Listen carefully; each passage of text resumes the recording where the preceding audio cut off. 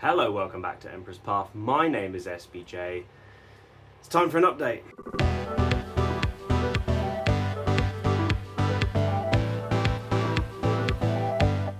Hello, if you're returning, welcome back. If this is your first video here because of a very, very big reason, then hello, welcome. My name's SBJ.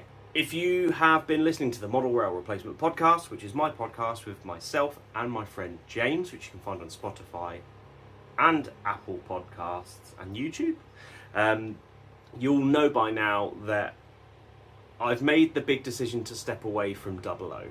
This decision didn't come lightly, but a progressive few months of things happening and seeing things, and effectively I saw the gauge that I'm stepping into, which you'll know by the time this video goes up and because of the thumbnail. I started seeing it at shows, and the more I saw it, the more I thought, that's actually my kind of scale. I'm trying to step away from saying the perfect scale, because Double O seems to be the perfect scale for a lot of people, and I said so for a very, very long time. However, seeing TT in the flesh, I've decided to make a big jump. So, sit down, have a little chat about it, and then I'm going to show you some of the work I've been cracking on with. Now, elephant in the room, Port Creek is still behind me. This has been a project I've wanted to do for a very, very long time.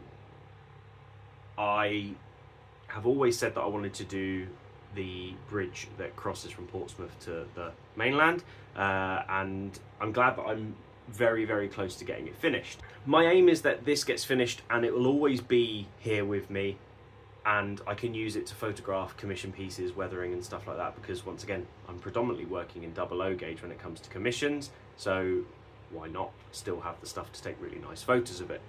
There's still loads of little bits that need completing on Port Creek, and my aim is to sort of do that over time.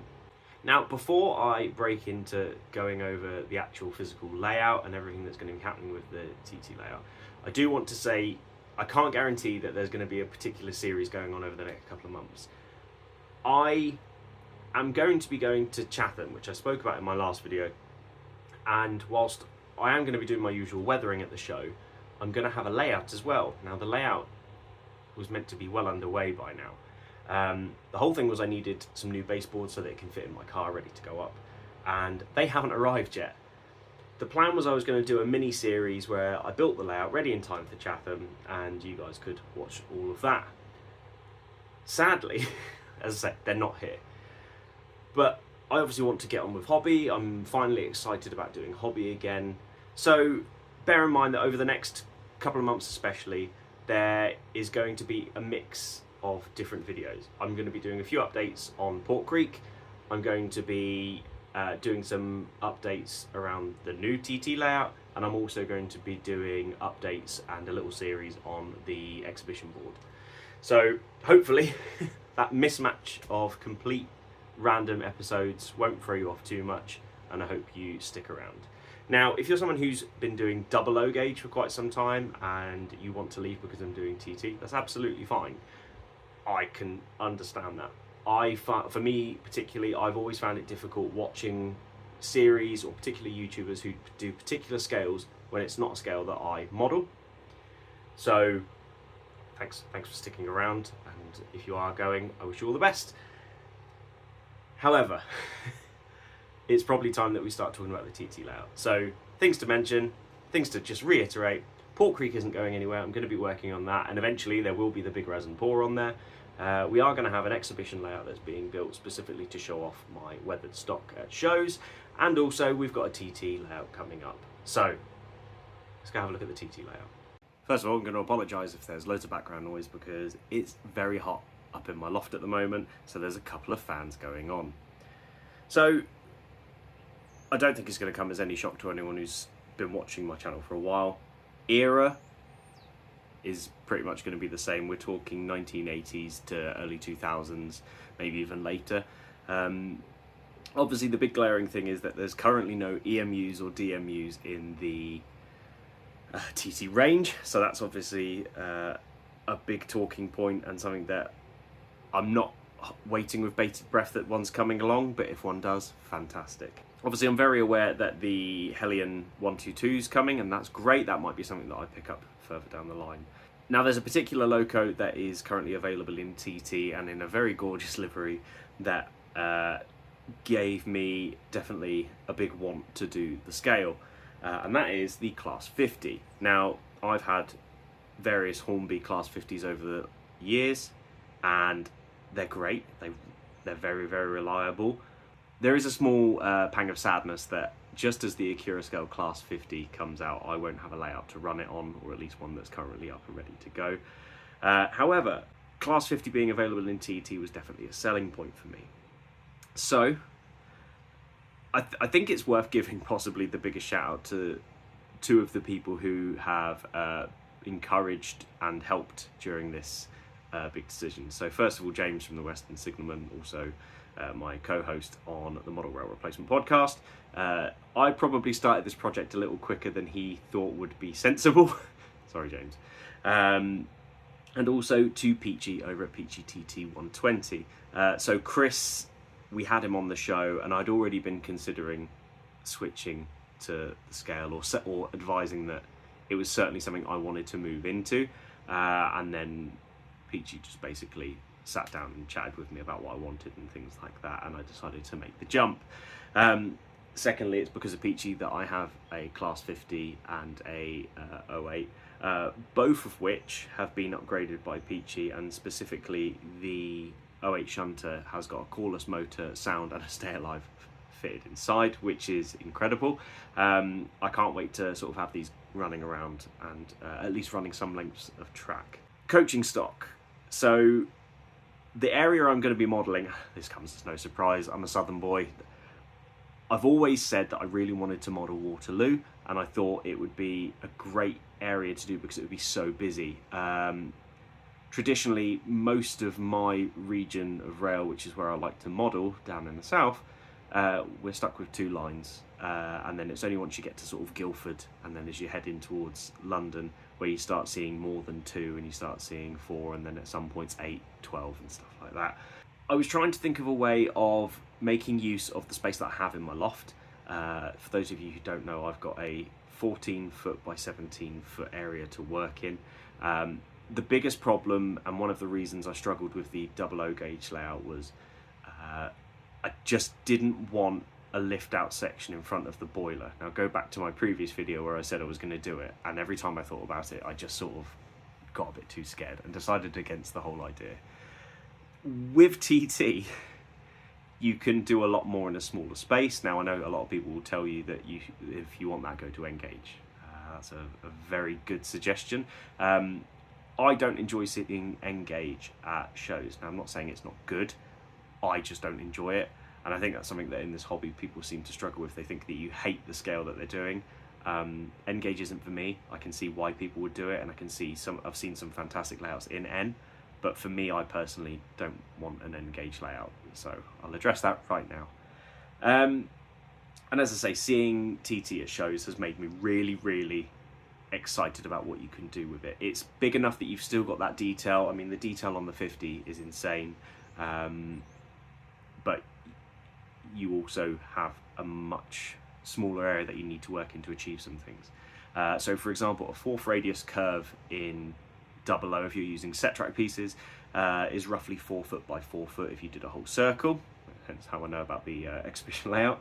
But in TT you can do it in 3 foot, and I started thinking, well, if you can fit, there's a lot of track plans out there where you can fit 4 main lines within 3 foot, and I started thinking, well, if I could get 4 lines in, I could start modelling somewhere within London, and that's where the idea came up. So the area that I'm modelling is just after Clapham Junction, just before it gets to Vauxhall Station, or just before it gets to London Waterloo, and that's where the Southwest Main Line changes its operating stance. I don't know if that's the right term for it.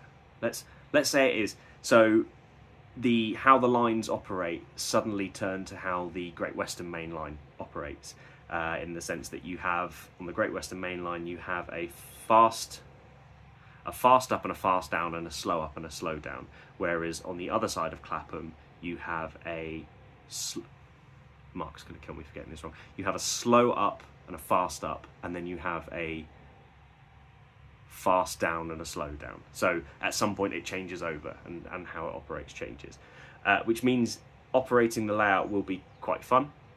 Now, I think James, upon helping me with the initial concept of the idea, we worked out it's a dog bone layout with a kink. In short, it's an L-shaped layout where the layout does pass over itself at one point, and that is very reminiscent of what you get in the London area. So, the bit behind me, this here is where my desk used to sit. This used to be where all my weathering and everything was done, and now it's not. And this is going to be the part where the fiddle yard sits, and it goes down towards that corner there that was very rarely used, and it's going to 180 round, and it's going to start going up. And then just behind me, you're going to have the fiddle yard coming out as it goes in, finishes a scenic break, and then operates as that sort of London-esque vista. You're going to have a bridge going across, which is going to be that folded bit that's gone up and above, and then you're going to have a 17-foot stretch with various bits and bobs in there. It's not going to be completely straight, but it's going to have that London skyline feel to it. If you know me, you know I would rather just have trains running and running and running. I don't necessarily need to do shunting. I don't need to do any particular manoeuvres. So having lots of different trains running around whilst I'm working on what is effectively going to be a very big space will be really, really fun. It'll get to the end, and then it does a loop round and then comes back over itself once again. And that end down there is the part that's going to resemble the flyover that Southern Rail, if you're not Southern, I'm really sorry about this, but Southern Railways use to get from Clapham Junction over to London Victoria, and it effectively crosses over the South West Main Line. I think it's going to look great. James referenced it as a Scalextric style layout. Hopefully once I start adding scenery, it won't look like that. So a massive, massive thank you to Peachy, who helped me design the layout and did it all on AnyRail for me. It's going to be a beast, and I think one thing that TT in particular lacks at the moment is bigger layouts. It's really easy to search for a TT video or TT layout ideas, and they're all what I refer to as tabletop layouts, and that's not saying that they're wrong, but I feel like it needs something to inspire, and I think we need a big layout. So here we are. We're going to be working with a large London-based layout. Whether it inspires or not is for you guys to decide. Anyway, that's enough of me waffling. I'm going to come back with another video where I talk about the fiddle yard and everything like that, but I just wanted to introduce the concept of what the layout is going to be. If you don't already, go and follow the Model Rail Replacement Podcast YouTube channel, where we now upload all of the podcasts to there. Go follow my co-host James at the Western Signalman, because he is doing a fantastic 009 layout build at the moment. And also, if you don't and you want to know more about TT, Peachy has been massive in helping me during this entire process, so go check out his channel at PeachyTT120. Leave a comment down below if you are into TT or you're just excited to see this particular build. I'm going to be using a lot of the ideas for the fiddle yard that I used on my old layout, so if you haven't already, go view some of those older videos and just imagine it's been downsized a little bit. Other than that, thank you very, very much for watching. YouTube's going to suggest something that it thinks you're going to like right now, and I'll see you all again soon. Bye!